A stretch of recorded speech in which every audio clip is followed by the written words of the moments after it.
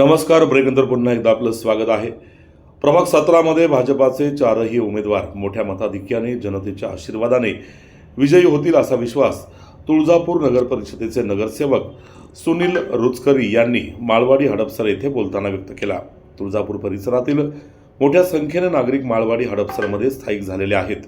भाजपाचे उमेदवार पायल विराज तुपे, प्रशांत मामा तुपे, शुभांगी किरण होले, खंडू सतीश लोंढे यांच्या प्रचारार्थ नगरसेवक सुनील रुचकरी यांनी संवाद साधला. तुळजापूर येथील हडपसरला माळवाडी परिसरात स्थायिक झालेल्या नागरिकांना त्यांनी भाजपा उमेदवारांना साथ द्या, पाठीशी उभं राहा, विजयी करा असे आवाहन केले. पाहूया त्यांनी साधलेला हा संवाद. नमस्कार, जय श्रीराम.